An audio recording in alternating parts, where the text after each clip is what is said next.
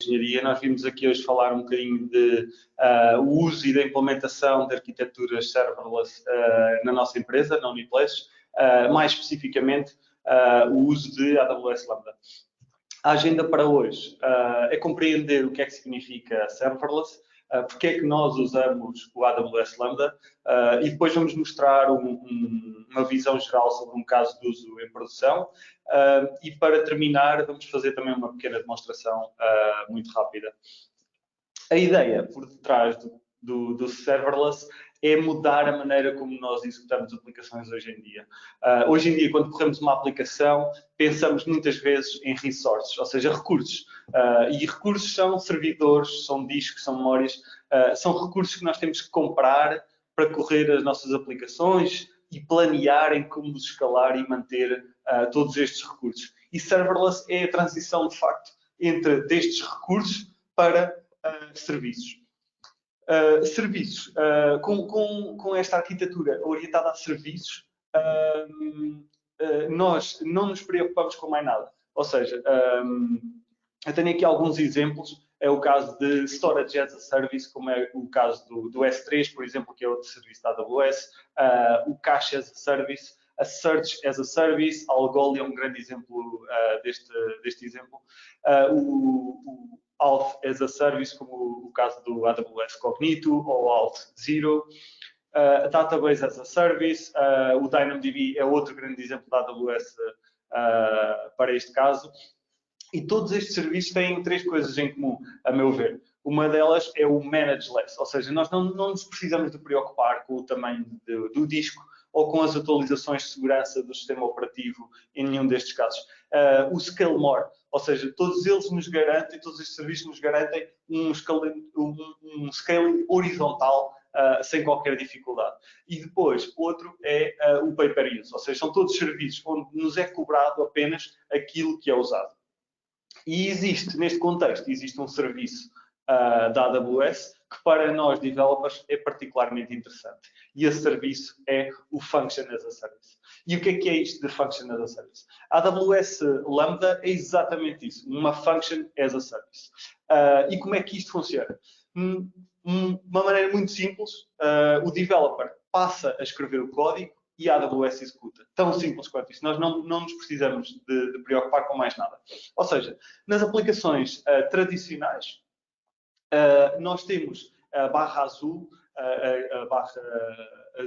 a grande azul, que é basicamente o nosso servidor que está sempre a correr e a executar o nosso código. Depois, quando recebe de facto um pedido, que é ali a seta verde, ou um evento, de facto começa a executar o código para que foi planeado.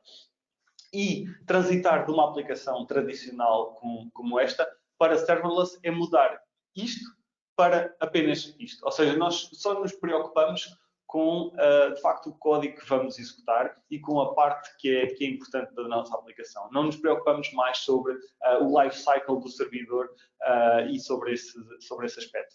Para além desta gestão, onde nós só temos que nos preocupar com a nossa função, em termos de escalabilidade, a AWS Lambda também tem características que nós achamos que são muito interessantes. Ou seja, escala praticamente infinitamente, sendo capaz de executar a mesma função em paralelo, criando mais containers, digamos assim, e reutilizando muitas vezes muitos destes containers até para melhorar a sua performance de execução. Para vermos melhor a componente do pricing, eu trago aqui hoje um exemplo da atividade de um dos nossos serviços.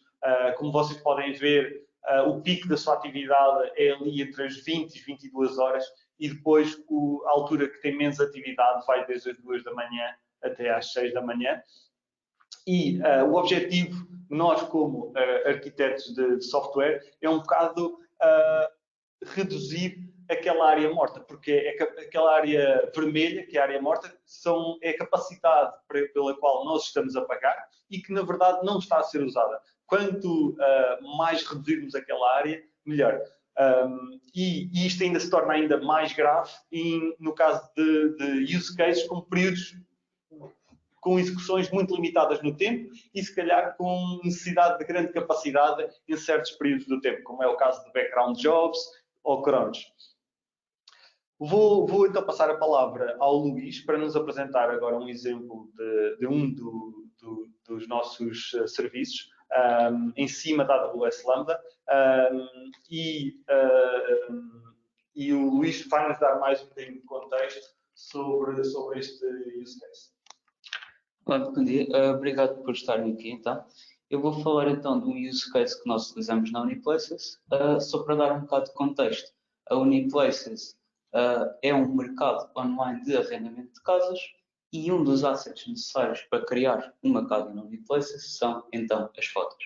Aqui temos um exemplo de fotos de uma casa real, que um dos senhorios colocou no nosso website, mas temos também exemplos de imagens onde os senhorios estão a tentar passar quer o e-mail, quer o número de telefone. Só para explicar um bocado o porquê disto. A Uniplaces atua como um intermediário nesta transação de arrendamento de casas e os senhorios e os inquilinos só têm contacto depois da transação estar completa. Então aqui os senhorios estão a tentar dar a entender aos inquilinos que se os contactarem diretamente vão conseguir ultrapassar ou não pagar estas taxas que a Uniplaces aplica, mas no entanto estão a tentar fazer uma fraude porque estas casas não existem e apenas estão à espera de receber o dinheiro. Então, quanto à arquitetura, nós utilizamos uma arquitetura baseada numa AWS Lambda. Todas as fotos que passam pelo nosso, que vão estar no nosso website, vão então passar pelo nosso Core System. O nosso Core System vai enviar uma mensagem com cada uma das imagens para uma queue de SQS, que vai ser então concebida por essa lambda. Essa lambda, em cada uma dessas fotos, vai aplicar um mecanismo de OCR para retirar o texto, se existir algum. No caso de existir, vai aplicar uma lógica para detectar se é uma fraude ou não, porque, por exemplo, no caso dos números, podem ser números de um relógio, podem ser números de uma data daquelas fotos das câmaras antigas, e no caso de ser uma fraude, vai então colocar uma nova queue que vai ser consumida pelo nosso Core System. Todo este, portanto, a casa vai sair da nossa plataforma. Todo este processo, toda esta arquitetura, nós decidimos uma arquitetura de queues e não, por exemplo, uma arquitetura com APIs, porque todo o processo de criação de casas não requer só as fotos, requer bastantes mais assets, se dizem. Ou seja, nós não queríamos estar a estagnar o fluxo nesta parte e por isso optámos por um processo assíncrono, com queues, porque mesmo que a casa esteja online uns segundos, ou no pior dos casos, um minuto, vai ser muito raro um inquilino conseguir então ver uma destas casas. De seguida, o Tiago vai então falar do preço que nós temos nesta arquitetura. Exatamente, Luís. No caso específico deste use case que o Luís mostrou, neste momento nós estamos a gastar, o último mês, a nossa billing foi 14 cêntimos de dólares.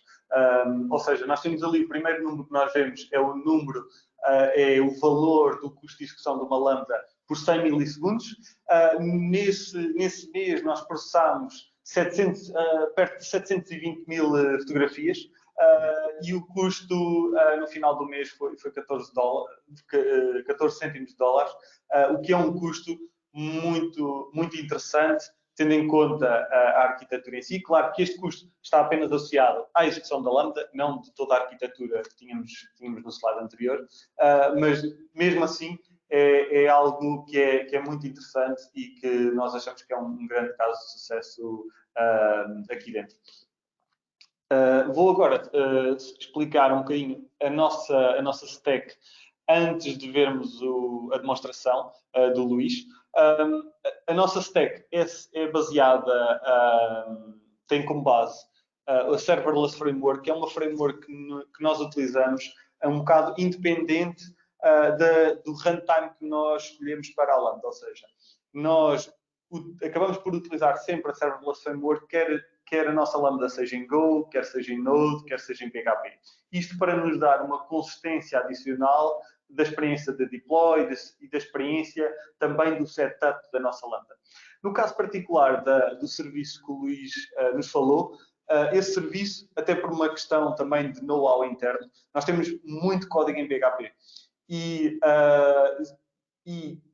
utilizamos uma biblioteca que se chama Brief, que o único propósito desta biblioteca é, de facto, fazer a gestão de uma AWS Lambda Layer com o runtime de PHP. O runtime de PHP, neste momento, não é suportado oficialmente pela AWS, mas esta característica que eu acho que é muito única no caso da AWS, que é ter a capacidade de estender e de criar runtimes específicos e com linguagens específicas, acho que é uma característica muito interessante e muitas vezes muito à frente ainda da maior parte dos outros players no mercado e que nos permite, no nosso caso, executar outras runtimes dos quais nós temos bastante experiência, que é o caso do PHP. O Luís vai agora então mostrar o exemplo de deploy de uma API, também em PHP, com um Blue-Green Deployment. Eu acho que vocês vão achar bastante interessante. Okay. Então, só para dar aqui um bocado de contexto, nós escolhemos uma approach com uma API Gateway, porque nós vamos então demonstrar um Blue-Green Deployment. O Blue-Green Deployment é muito mais fácil de ver, quer numa API Gateway, como também normalmente é um use case mais utilizado do exemplo que nós demos de queues. Pronto, então aqui temos uma lambda que nós já demos deploy. Podemos ver ali que estamos a utilizar um custom layer. Neste caso estamos a utilizar a biblioteca de brief para ter uma lambda em PHP. Esta lambda é bastante simples. É uma lambda que simplesmente vai receber uma mensagem e vai retornar hello AWS. E agora, para testarmos o Blue-Green Deployment, vamos dar deploy da mesma lambda, mas apenas vamos com a introdução de um erro, de uma throw and of exception. Um bocado para simular como se estivéssemos a dar deploy de uma versão com um erro para produção. Para isso, só precisamos de dar deploy com apenas um comando. Toda a arquitetura vai ser criada, toda a infraestrutura vai ser criada ou atualizada no caso de já existir. E enquanto estamos a dar deploy da nossa arquitetura, podemos já começar a fazer pedidos ao servidor, porque a lambda já existia. Este comando, simplesmente de 2 em 2 segundos, vai fazer um pedido ao nosso servidor. De momento só vamos receber a AWS porque é a versão antiga ainda. Enquanto o deploy está a ser feito, podemos ir já ao nosso code deploy e vemos que já existe aqui um deploy em progresso e vemos que existe 90% do tráfego para a versão antiga e 10% para a versão nova, sendo que a nova é a que tem o erro. Podemos agora ir um bocado falar da nossa configuração.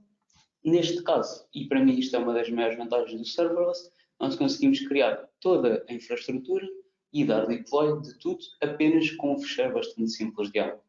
As partes mais importantes aqui vão ser os plugins. No nosso caso, estamos a utilizar o serverless plugin Canary Deployments para conseguir fazer o Blue-Green Deployment e estamos a utilizar o plugin do Brief, não só para conseguirmos então utilizar a layer do Brief, mas também quando nós temos uma layer custom, temos que definir sempre o ARM. E como nós estamos a utilizar este plugin, conseguimos utilizar um alias para as layers, que cada vez que o Brief lança uma nova versão, no nosso caso é o PHP 7.3, cada vez que fazemos deploy, ele vai buscar sempre a versão mais recente. Não precisamos de nos preocupar em estar sempre a atualizar a ARM. Então, vamos então criar uma lambda. Esta lambda, como está a responder a pedidos HTTP, vamos também criar uma API Gateway. Essa API Gateway vai ter um método GET para o path test e em termos de deploy, vamos então dar deploy de 10% a cada 1 minuto. Por isso é que quando fomos ao code deploy, vimos que estava 90% na versão antiga e 10% na versão nova. Quanto a alarmes, vamos também criar um alarme no CloudWatch. Em termos de erros, esse alarme vai então estar a escutar a API Gateway. No nosso caso, vai estar a escutar a API Gateway com o nome test traço o nome do nosso serviço e nós temos um threshold de um erro por 60 segundos, o que significa que se acontecer um erro em 60 segundos, ele vai então notificar o nosso deploy e, no nosso caso, a ação vai ser dado o rollback. Podemos ver também aqui nos pedidos que efetuamos ao servidor, se formos mais para cima, já encontramos aqui então o internal server error, ou seja, já batemos na nova versão. E se formos então ao nosso CloudWatch, podemos verificar que já existe um erro, um alarme de erro. Esse alarme de erro vai ser então referente à nossa lambda e vamos ter aqui um erro do tipo 500. Isto vai então refletir no code deploy. Vemos que houve um erro e que neste momento estão 100% do tráfego está aí para a versão antiga, mas também no nosso terminal vimos que houve um rollback com sucesso. E se continuarmos a fazer pedidos ao nosso servidor, vemos exatamente que só existiram pedidos para a versão antiga e nenhum para a nova.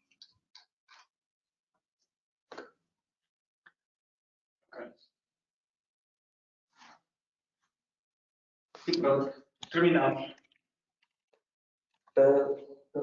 Agora, se quiserem, acho que ainda temos alguns minutos para perguntas e algumas questões.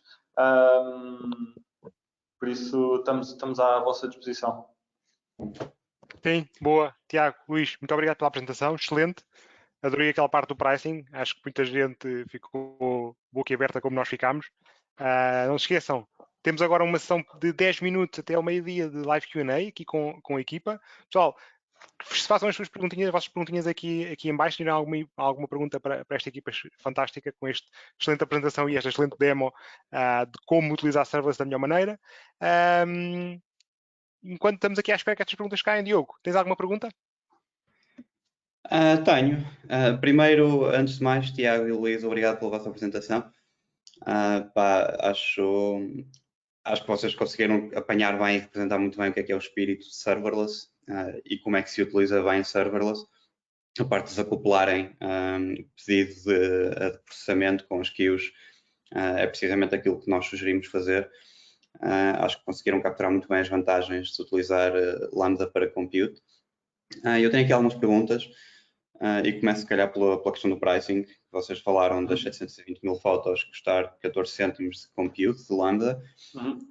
Isto pode parecer surpreendente às vezes. Eu perguntava-vos se vocês tiveram aqui algum esforço de otimização, se otimizaram, por exemplo, a memória associada às funções Lambda, ou se foi out of the box que conseguiram estes resultados. Foi out of the box.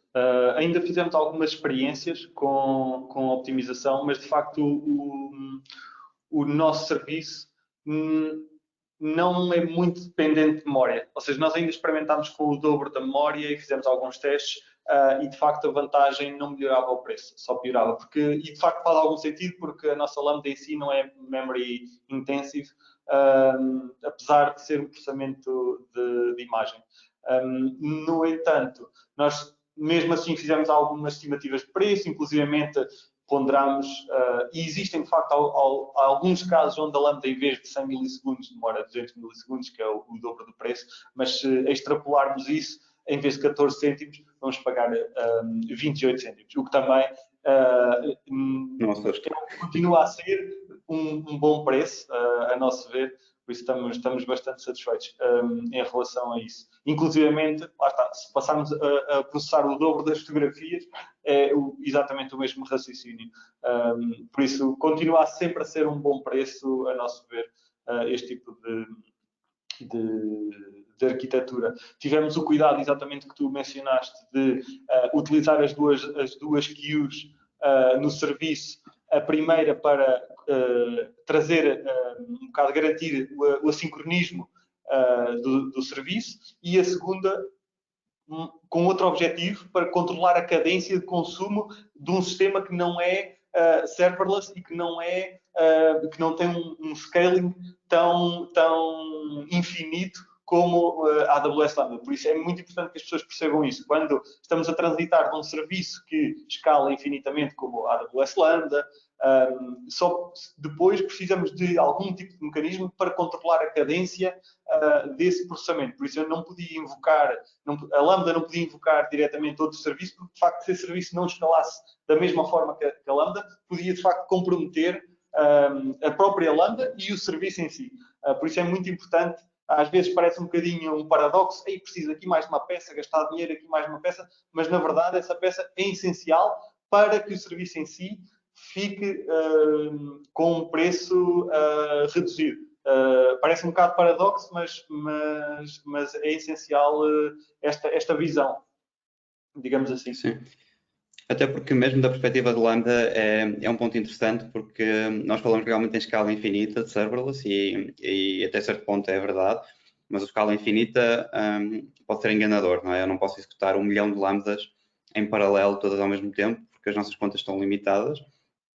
Tem um limite de lambdas que podem correr em paralelo, e aqui eu também me controla a rate de execução e me garante que eu consigo ter sempre execução de lambdas sem bater nunca nos limites de conta, e o SQS aí é uma peça fundamental. Temos aqui uma questão que é uma questão simples, que é basicamente se temos possibilidade de disponibilizar o source code utilizado. André, eu não sei, se calhar tu sabes-me ajudar. André, Tiago, ou seja, por source code, eu acho que... Claro, disponibilizar o source code da demo. O mais fácil, eu agora não tenho aqui à mão, porque eu acho que está para adicionar aqui no nosso evento, mas o mais fácil é, hoje ao final do dia, no repositório da Uniplaces no GitHub, vai estar lá o demo da AWS, por isso o repositório vai ser público, por isso toda a gente pode ir lá espreitar, fica aqui essa garantia. Ok, excelente, obrigado, Tiago. Temos aqui outra questão também, a perguntar se o core system da Uniplaces, portanto, o sistema que no fundo despoleta este processo, que começa este evento de processamento de imagens, se está também em AWS ou se está em peças noutros providers.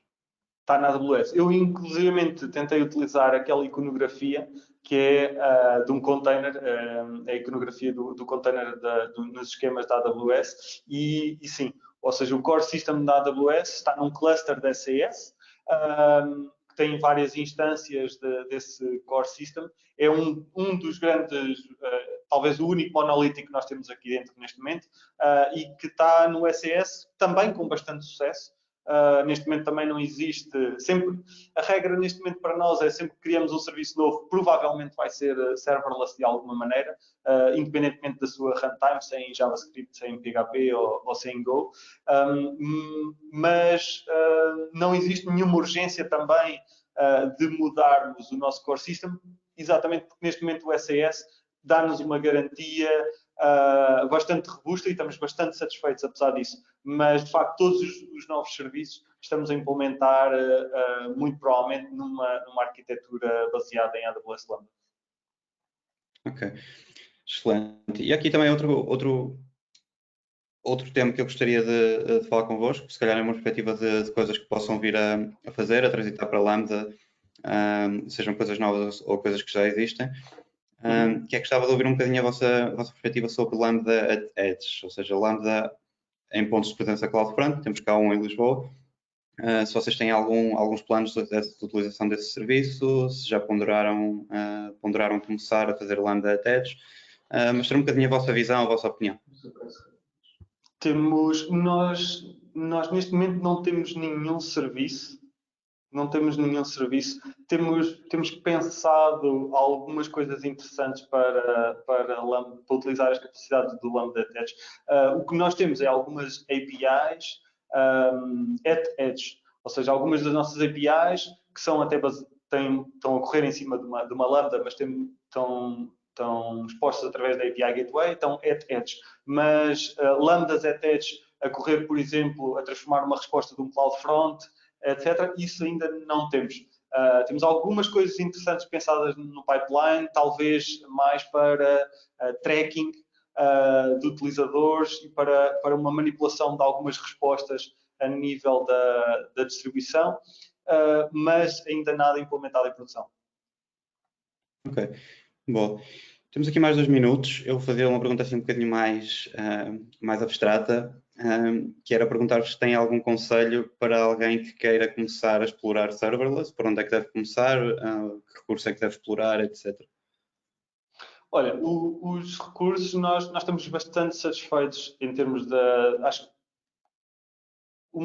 em termos dos runtimes disponíveis, ou seja, utilizamos bastante o Node, mas eu acho que para muitas pessoas que têm, se calhar, experiências noutras linguagens que não são suportadas da AWS, nós trouxemos esta apresentação baseada em Lambda Layers, exatamente porque se calhar não é uma característica que é muito conhecida e muitos dos outros players no mercado não têm esta funcionalidade e por isso acho que é algo que todas as pessoas devem tirar partido no caso da AWS e por isso, mesmo que a vossa linguagem ou os vossos sistemas estejam numa runtime que não é suportada da AWS, utilizando a AWS Lambda Layers e no nosso caso específico, o Brief, acho que é uma alternativa bastante viável a outras a runtimes adicionais. Por isso, eu convidava de facto as pessoas a explorar mais essa parte, exatamente para abrir completamente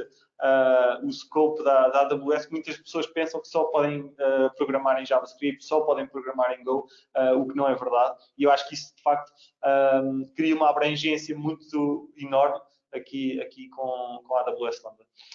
Depois, outro grande conselho que posso dar é utilizar também o DynamoDB, porque, de facto, em conjugação a AWS Lambda com uma base de dados que também tem infinite scaling, é de facto, para mim, é o ouro sobre azul, ou seja, não temos de facto que nos preocupar com nada, é só utilizar a Lambda, o DynamoDB também vai responder e também vai escalar de forma muito naturalmente e de facto é uma abstração muito grande em termos de gestão. Nunca mais temos que nos preocupar com os clusters ou com o scaling de um RDS. Acho que para mim é o casamento perfeito utilizando estas duas tecnologias. Por isso, quem tiver essa oportunidade, fica aqui a minha sugestão. Boa. Excelente. Muito obrigado. Tiago, só Luís, mais uma nota, André, desculpa. Força. Força. Não, é que temos aqui mais perguntas. Eu ia só deixar uma nota para perguntas que não têm sido respondidas nos fazerem chegar e nós depois fazemos a ponte com o Tiago e com o Luís. Pronto, e mais uma vez, muito obrigado, Tiago e Luís, pelo vosso tempo. Foi um prazer ter-vos aqui e mantemos em contacto. Ok. Muito obrigado, AWS. Obrigado, Tiago. Obrigado, Luís. Obrigado. Tchau, Maldinha, tchau. como estávamos aqui a dizer, Q&A, o Tiago e o Luís vão estar aqui connosco, vão estar também no live Q&A e vão poder responder às vossas perguntas em diferido. E obrigado a todos que fizeram as vossas perguntas. Sem mais delongas, vamos passar para a próxima apresentação, desta vez com os nossos caros amigos da Jumpseller. Até já.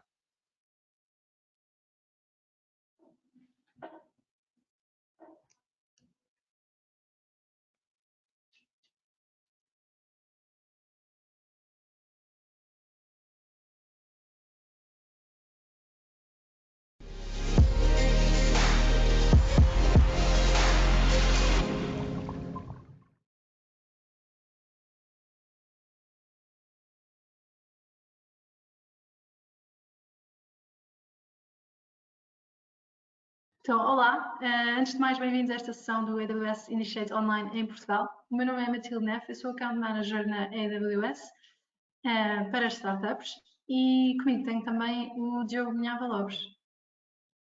Bom dia a todos, o meu nome é Diogo Cunhava Lopes e sou Solutions Architect para startups, trabalho diretamente com a Matilde em Portugal. Filipe, queres te apresentar também? Olá a todos, o meu nome é Filipe Gonçalves, sou um dos fundadores da Jumpseller. A Jumpseller é uma plataforma de comércio eletrónico que permite a pequenas empresas criar a sua loja online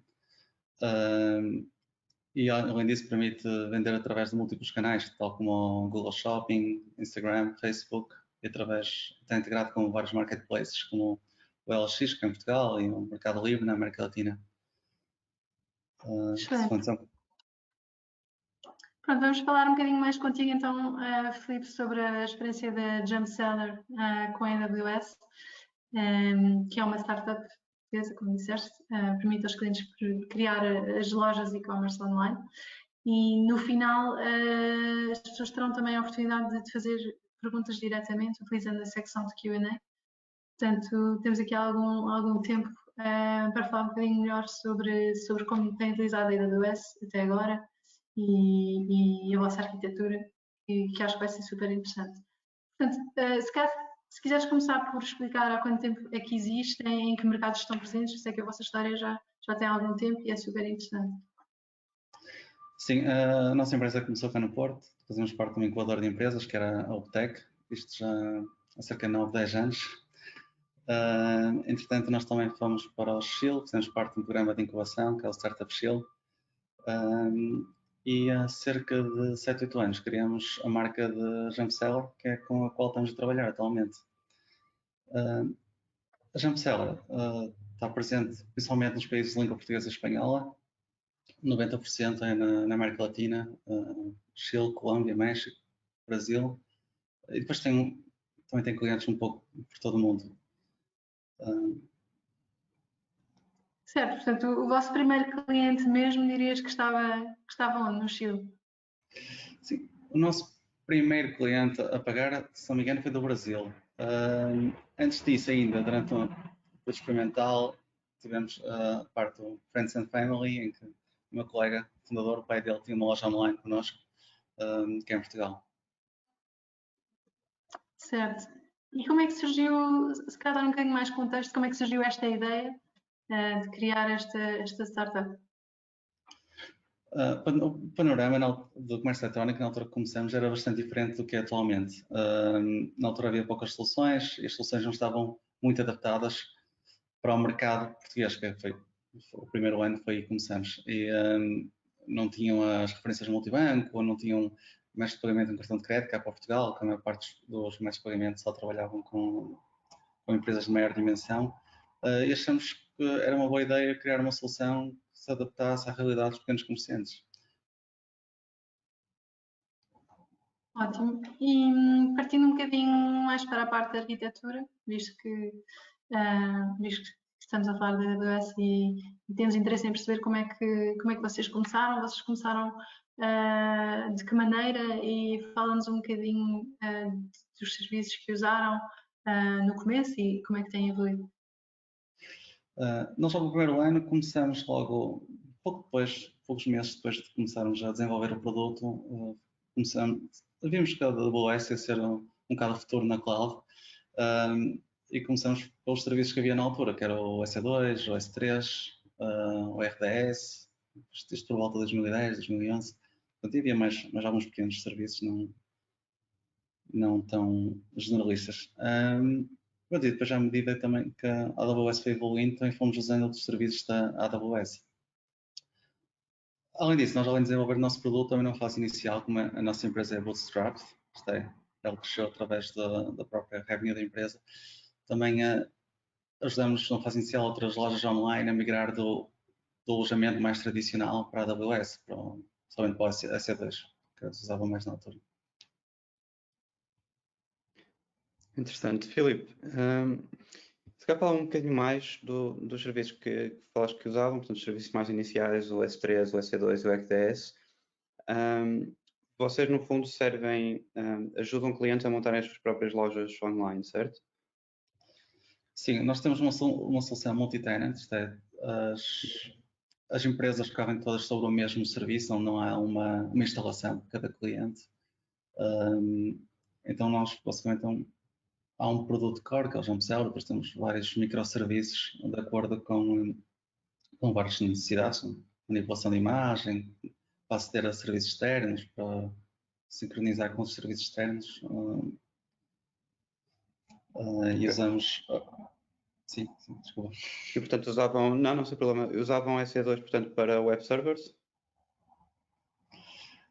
Sim, nós começamos com EC2 inicialmente, agora temos vindo a migrar para Beanstalk, vários microserviços que temos também para o SES. O nosso produto corre no SES. Ok. E porquê é que tomaram essa decisão de mudar do EC2 para SES? Foi alguma limitação, problema de escalabilidade? Qual foi a motivação principal? Isto é mais, nós quando começamos a lidar com múltiplos servidores, nós, numa altura inicial, usámos um software que era o Packard, que era para geração de imagens EC2. mas depois aquilo estava a ser difícil já de escalar para múltiplos servidores, era necessário gerar uma imagem, depois sempre se fazia um deploy, era necessário gerar uma nova imagem. Era um processo que os deploys eram muito longos, era complicado lançar múltiplos servidores, então aos poucos fomos migrando para SES, que permite trabalhar com Docker, que já trabalhamos em desenvolvimento e nos testes, permite termos exatamente o mesmo ambiente, e o deploy é mais simplificado. Geramos uma imagem, um container de Docker e fazemos deploy para a SES, e o próprio SES trata do autoscaling, de monitorizar as imagens, dos logs, entre outras funcionalidades. E já que o SS é interessante, porque é uma pergunta recorrente que nós temos, e se calhar tu tens uma visão sobre isso, sobre CS versus EKS, porque é que eu escolheria um ou outro? O que é que vos levou a vocês a escolherem CS e não EKS? Não estou com isto a dizer que um seja melhor do que o outro, só para perceber as motivações e porque é que cada caso é um caso. Assim, a nossa empresa também não tinha muito conhecimento de Kubernetes. Nós chegamos a explorar um pouco, mas achamos que o SS estava mais adaptado à realidade da AWS. Estava melhor integrado com os serviços todos. Na altura que nós vimos a EKS, eu acho que não suportava os Network Load Balancer e o Application Load Balancer como Ingress Controllers. Eu acho que agora já permite. Então na altura achamos que era melhor para a nossa empresa. Ok, faz sentido. E também me falaste de S3. Vocês usam S3 em que contexto? Nós usamos S3 para guardar tudo o que é conteúdos estáticos, principalmente imagens e outros cheiros das lojas, como JavaScript, etc. Em que temos o CloudFront a servir diretamente os cheiros que estão alojados no S3. Além disso, também usamos o S3 para processos de ETL, isto é, nós temos um streaming de visitas das lojas, nós temos uma componente Analytics no software e usamos o Kinesis para guardar esse streaming de dados para o S3 e depois processamos com AWS Glue esses dados e depois com a Tina fazemos queries ao S3 para ter as visitas diárias, outros dados de comércio eletrónico. Ok, boa. E quando começaram a avaliar estas ferramentas de ETL, a vossa escolha foi o Glue, certo? E foi uma escolha natural, qual foi a vossa motivação no fundo para escolherem Glue, e não escolherem, por exemplo, um AMR, um cluster de Spark? Assim, nós na altura exploramos alguns softwares de Data Warehouse, mas um problema que nós tínhamos era a quantidade de dados que eram gravados todos os dias. A dimensão era tal que era difícil estarmos a guardar esses dados em servidores e nós já tínhamos uma boa experiência com S3 para persistir a longo prazo dados. Então foi daí que decidimos pelo S3, depois também estava a haver muitos desenvolvimentos no AWS Athena e achamos que era o ideal para fazer query aos dados. Ok. Bom, e usam alguma ferramenta de Business Intelligence por cima do Athena ou fazem as queries diretamente? Não, nós fazemos as queries diretamente Athena ao S3. Já temos no S3 estruturado no formato Parquet, de acordo com o formato que precisamos para fazer as queries. Já está otimizado, depois é só Athena. E depois nós temos software em Ruby que com as queries junta com outros dados para criar os dashboards das lojas. Ok, bom. Matilde, queres continuar? Sim, gostava de perceber também um bocadinho como é que a vossa arquitetura tem vindo a evoluir. E pronto, já estás a falar dos serviços todos que vocês têm usado e também das funcionalidades novas que também têm vindo a aparecer do nosso lado também. E seria super interessante perceber como é que também têm evoluído conforme as funcionalidades que vão aparecendo nos nossos serviços. Sim, nós começamos com, como disse no início, nós começamos com o EC2, com acho que a maior parte das empresas trabalhavam na altura na havia poucos serviços, que era o EC2, o RDS. Depois, mais tarde, começamos a adicionar o Elastic Cache, o Redis. E depois, aos poucos, fomos, nos últimos anos, vindo a migrar para Docker, em que começamos a usar o SES. E temos vindo também a adicionar os Application Load Balancers, Network Load Balancers. À nossa arquitetura, nós temos os clientes, quando acedem ao nosso serviços, para saberem onde é que estão localizados os serviços, usamos o route 53, que aponta o cliente para o Network Load Balancer. Depois disso temos containers de correm o Nginx, que fazem a terminação essencial das lojas todas. E depois temos o Internal Load Balancer, que é o Application Load Balancer, que por si passa o tráfego para o nosso produto core, que está feito em Ruby e que liga vários serviços da AWS, RDS, ou Redis no Elastic Cache, usam o Simple Email Service também. Também temos agora vindo a usar o Elasticsearch para pesquisa de produtos, para filtragem, para machine learning também, recomendação de produtos. Usamos também outros serviços da AWS. Tu tocaste aqui numa parte da arquitetura que eu acho que é interessante, e acho que é interessante para um bocadinho para qualquer empresa que esteja a tentar fazer uma aplicação multi-tenant no modelo SaaS. Tu falaste que o vosso ponto de entrada é o Network Load Balancer, que ataca depois o cluster de SES que tem o Web Servers, Nginx, que por sua vez vão bater depois em ALBs, Application Load Balancers internos, certo? Sim, é isso. Acho que a pergunta aqui que eu teria, naturalmente, é porque estas três layers, no fundo, de distribuição de carga, qual foi o motivo por causa que levou a essa decisão? Assim, nós temos isto porque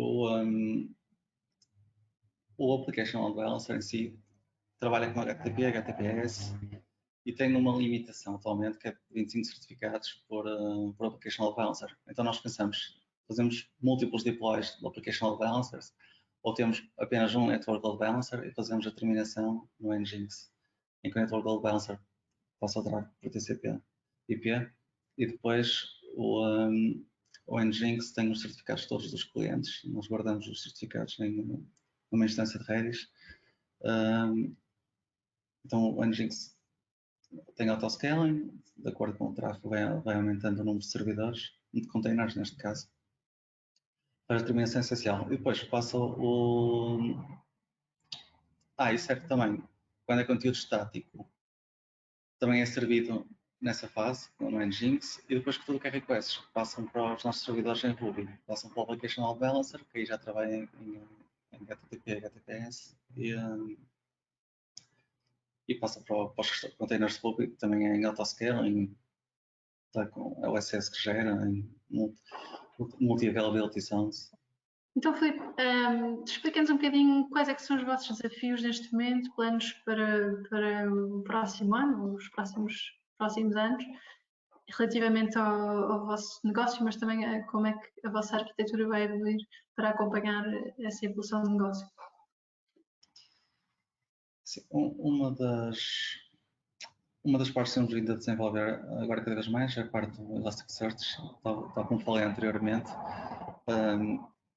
Temos vindo a tirar muitas queries que fazíamos à base de dados, temos vindo a passar para Elasticsearch, já que tem a maior parte do catálogo dos clientes indexado e permite tirar um bocado de carga da base de dados, em que a base de dados é um bocadinho mais difícil de escalar do que Elasticsearch. Temos vindo também a usar cada vez mais Elasticsearch para recomendação de produtos, ainda está numa fase inicial, já algo que temos vindo a trabalhar. Elasticsearch cada vez tem mais plugins, como o Xpack e outros. Nós o Elasticsearch já utilizamos no passado através diretamente da conta da AWS, que é o AWS Elasticsearch, se não me engano. Mas agora temos usado no Elastic Cloud, que também corre na AWS, dá para escolher a região, mas que tem alguns plugins proprietários de Elasticsearch que são desenvolvidos por eles.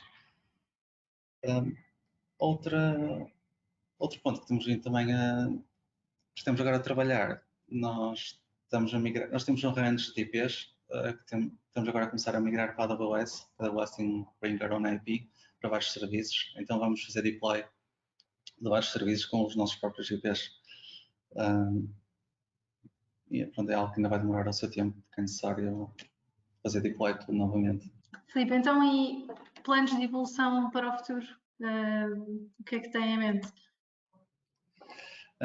Nós estamos a analisar a possibilidade de migrar as bases de dados que temos em RDS MySQL para a AWS Aurora, que tem maior escalabilidade e tem uma série de vantagens. Além disso, também estamos a explorar outras tecnologias da AWS, como o TimeStream, que é uma base de dados Time Series, e outros serviços de Machine Learning, como a AWS Forecast, a AWS Personalize. Mas ainda estamos numa fase exploratória, não estamos a usar em produção. Muito obrigada, Filipe, por ter estado connosco hoje e a toda a gente que esteve presente. Nós vamos passar agora à sessão de Q&A. Portanto, quem quiser pode fazer perguntas, deixar perguntas via texto, utilizando o nosso tool de Q&A. E pronto, antes de passarmos essa fase, queres deixar alguma mensagem final? Não, obrigado pelo convite da AWS. Se tiverem alguma pergunta, façam no chat. E depois se tiverem a ver a gravação, olha, enviem um e-mail para a JumpSeller, se tiver alguma questão.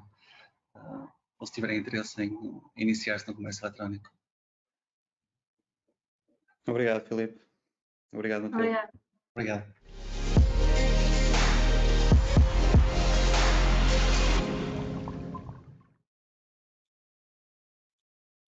Excelente, excelente. Filipe, muito obrigado. Foi uma excelente apresentação, super curioso. Agradecer o teu tempo e a tua disponibilidade também para estar aqui connosco. E agora vamos ter aqui uma sessão de 9 minutos, onde eu gostava de apresentar a Matilde, a Account Manager, trabalhar connosco também aqui na AWS Portugal, e agora sim o Filipe, também na vossa parte. Portanto, passo-vos a palavra e vamos então fazer aqui algumas perguntas e ver se fazem mais perguntas aqui no chat para poder partilhar aqui com o Filipe e tirarmos aqui algumas dúvidas sobre como é que isto foi possível e como é que o Filipe fez esta evolução da plataforma. Exatamente. Obrigada, André, pela introdução. Filipe, olá outra vez. Espero que esteja tudo bem. Portanto, temos aqui algumas questões enquanto as pessoas enviam outras questões. E uma das primeiras coisas que eu queria que tu partilhasse era como é que vocês têm vindo a controlar os custos com a AWS e se tens algumas dicas nesse aspecto, nesse sentido, também acompanhando a vossa evolução e o vosso crescimento, como é que vocês também têm gerido essa parte? Sim, nós estamos vindo a controlar. Sim, é uma parte importante, a parte de controle de custos. Totalmente, a nossa empresa uma porcentagem dos nossos gastos é a conta da AWS. Não é normal, numa empresa da IT que usa bastantes serviços e servidores, etc. Assim, alguns custos não é possível fugir, mas uma vantagem da AWS é que muitos serviços, com a escala, os preços vão diminuindo. No S3, na banda larga, no CloudFront, a partir de uns 10 terabytes, que é um custo grande nosso. E além disso, também vamos experimentando diferentes configurações do EC2 e de outros serviços. Também temos alguma atenção às contas de desenvolvimento. É muito fácil as pessoas, quando estão a desenvolver, começarem a gastar centenas ou milhares de euros muito facilmente. É necessário, de vez em quando, fazer um cheque às contas de desenvolvimento para ver se as pessoas não têm os serviços ligados sem ser necessário. Claro, e sentes que tens as ferramentas necessárias para fazer esses cheques, como estava a dizer? Tens algum conselho? Sim, acho que a AWS tem muito. Nós usamos aqueles alarmes para meter na AWS a partir de determinado nível de gastos. Além disso, as páginas do AWS Billing permitir muito ao detalhe de onde é que está a ser gasto, onde é que está a ser gasto dinheiro na conta da AWS. Ok, portanto permite-nos uma visão e um controle sobre o que está a passar, que isso que é importante. Tenho aqui outra questão, que seria se calhar mais para uma startup ou uma empresa que esteja agora a começar. O que é que aconselharias a alguém que estivesse agora a começar a utilizar a AWS? É assim, se a empresa for extremamente pequena, estamos a falar, se estiver mesmo no início, uma ou duas pessoas podem experimentar a solução da AWS, a Lightsail, que é de uma configuração mais simples.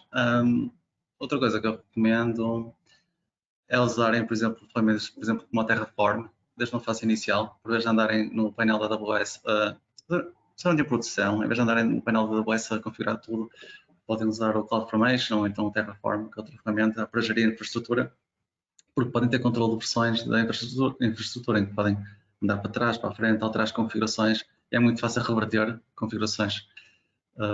Quando se fizerem tudo pelo painel, às vezes podem se esquecer que fizeram uma determinada configuração, depois é complicado reverter.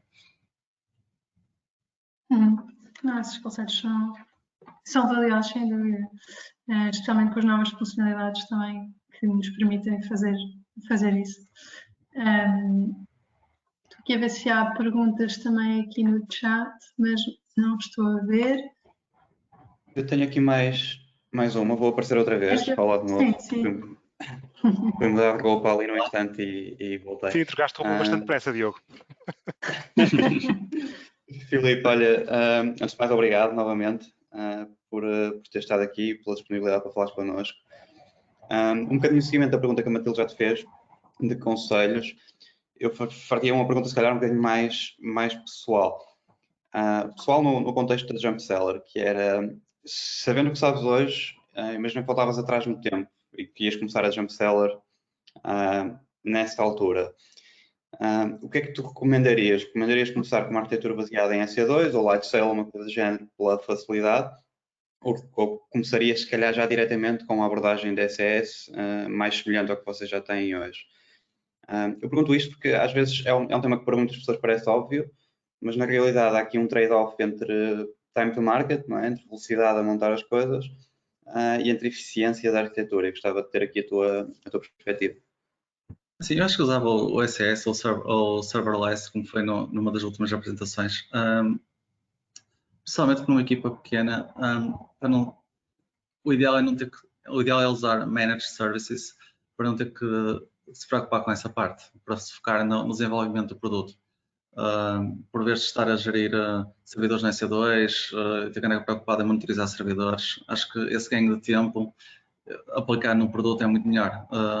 E mesmo agora nós já temos uma pequena escala, também optamos sempre por usar managed services sempre que possível, porque não queremos estar, primeiro para termos menos preocupações e também para podermos focar-nos no nosso produto.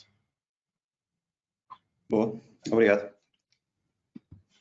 E do meu lado, acho que é tudo.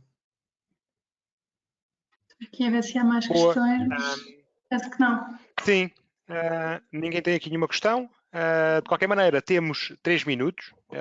Se não houver mais questões, passa a ver. Portanto, peço-vos para fazerem uma questãozinha se tiverem aqui a este painel.